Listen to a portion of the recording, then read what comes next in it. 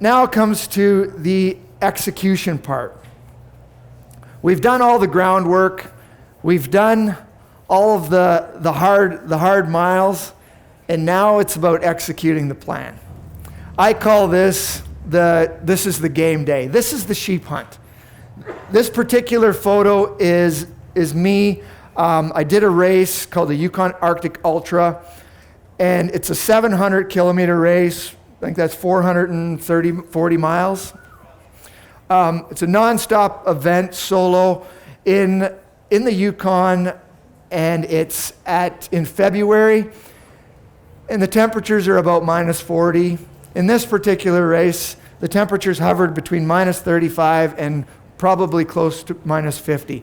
And if any of you understand what that temperature is, it's the kind of temperature that if you have a water bladder, that water bladder sits next to your skin, and the tube that you drink from comes underneath your armpit and sits in your chest next to your skin. Because if it's exposed for more than 5 seconds, it's frozen. And then you're not drinking.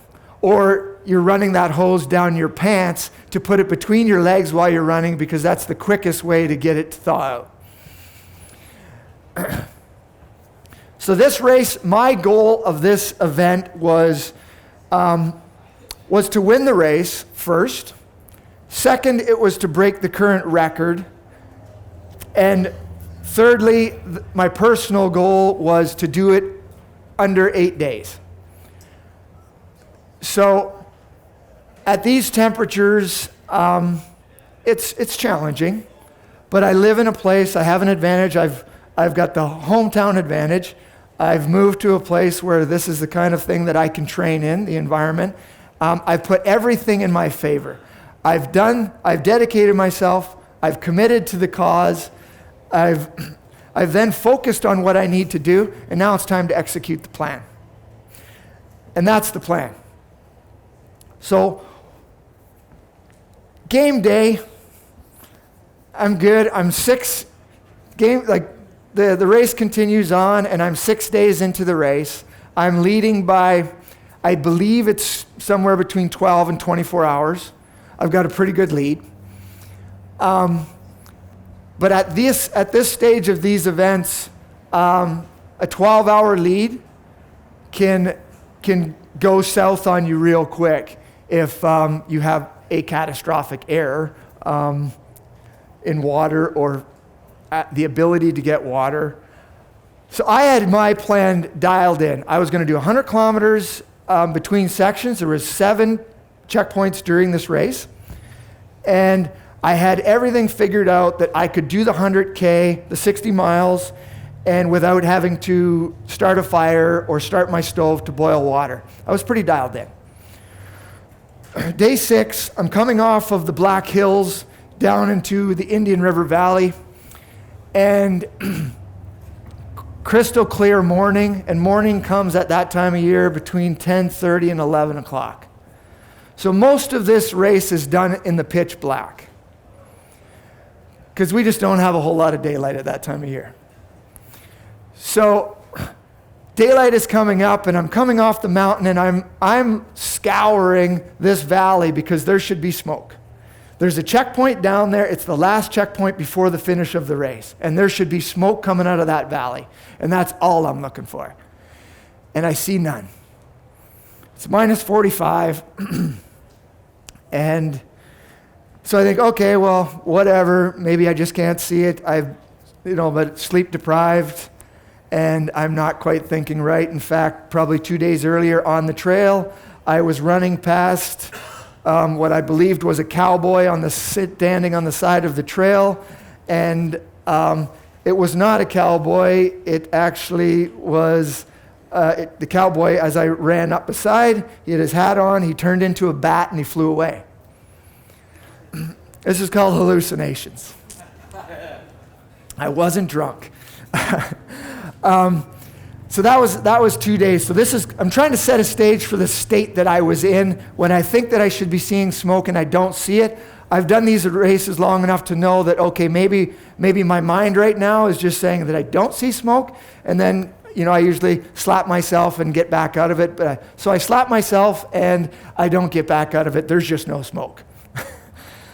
I go down the valley. There's no checkpoint where it's supposed to be. I'm out of water.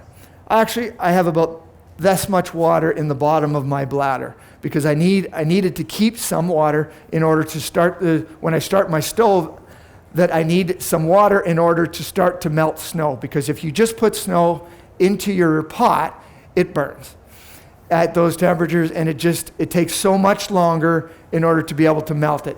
And every second counts when you're riding the fine line. So I have some water, and I keep going. I think maybe they're going to be 10 kilometers down the trail, whatever. So I keep going. Hours go by and hours go by.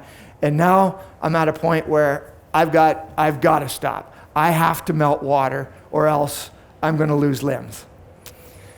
Because dehydration is the biggest thing that's going to kill you in cold temperatures. Minus, obviously, exposure to those temperatures. And you're going to lose, the first thing you're going to lose is fingers and toes. And once they're gone, then it's just a matter of time before you're going to die. And so at this point, I decide I'm going to stop. I get in my sleeping bag, and with this race, you have to carry everything with you. So I'm pulling a sled behind me that's attached to my waist, and I'm running with a sled. And I get out my sleeping bag, I get in it, I go to fire up my stove, and I don't want to be doing this because it's actually, I'm still racing. And I want to win the race, and I wanted to get to the checkpoint where they would have water for me and I wouldn't have to do all this, because this is just cutting into time. So now I have no choice. I go down in my sleeping bag, I go to fire up my stove, and the ibupropanol butane at those temperatures gelled. And now I can't melt water. Melt snow for water. So what happens now is I go, okay, well, I'm just going to get some sleep, and I'm going to, for maybe, an hour or so, and then I'm going to have to get up and get going because you cannot stop. And I thought, okay, well, what I'll do is I will put the stove in my sleeping bag, I'll thaw it out, I'll get it warmed up, and then I'll be able to fire it up. So I fall asleep almost immediately. And I wake up to the smell of butane and ibupropanol filling up my sleeping bag because I wasn't smart enough or coherent enough to shut it off when I put it in my sleeping bag. So now I'm looking at a hole like this, and I'm trying to tear my way out of this at minus 45.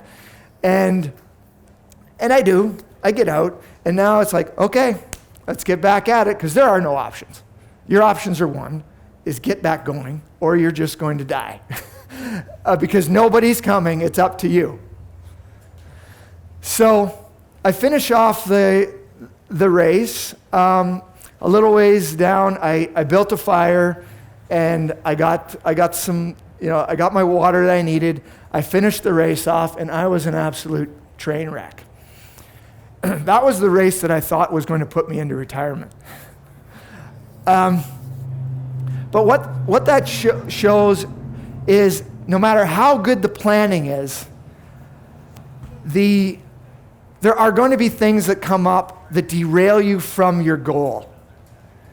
And this is an option that I had to make. I didn't have any options, so it's either catastrophic or it's you get after it. But the failures are out there. And we have these goals, and we make the best plans, and we go to execute them, and you can fail. And it's the fear of failure that holds us back from greatness. That's, in my opinion, the one thing that holds me back in my life is the fear that I perceive fear that I see in something that maybe isn't realistic. But sometimes it is. In the sheep world, there are a lot of potentials to fail, to not make it happen, but that's just life. But if you never make the decision, you don't commit, you don't have focus, and you certainly can't execute a plan. You put them all together, and sometimes you're rewarded with that. Sometimes you're rewarded with just an amazing experience. Either way, you've gained some valuable lesson or something that you can take away from every experience that you have.